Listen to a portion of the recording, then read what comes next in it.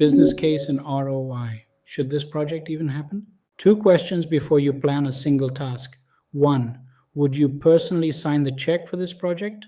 Two, what do we actually get back if it works? If you can't answer both in one sentence, you don't have a business case yet, you have a hope. Let's talk about one formula that turns a project idea into a go or no go decision, plotted against a real example. A business case does one job. It proves a project is worth doing before anyone spends a dollar building it. 5 pieces every time. The problem you're solving, the options you considered, the solution you're recommending, the cost, and the gain. Everything else is commentary. The ROI formulae. The number that ties it together is ROI, return on investment, gain minus cost divided by cost. Take our running example, the customer self-service portal. Projected gain, annual support savings, $220,000. Project cost, $150,000.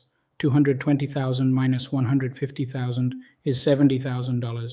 Divide that by $150,000 and you get 46.7% ROI. That's the number that gets a project greenlit. Why this beats? I have a good feeling. A positive ROI above your organization's hurdle rate is a defensible yes. Without it, you're asking someone to approve a budget on vibes, and eventually somebody's going to ask for the math you didn't do. Keep this template with you. Here's the fast version. Tell Claude what the project costs, what it should save or generate per year, and ask for a one-page business case, problem, options considered, recommended solution, and the ROI calculation.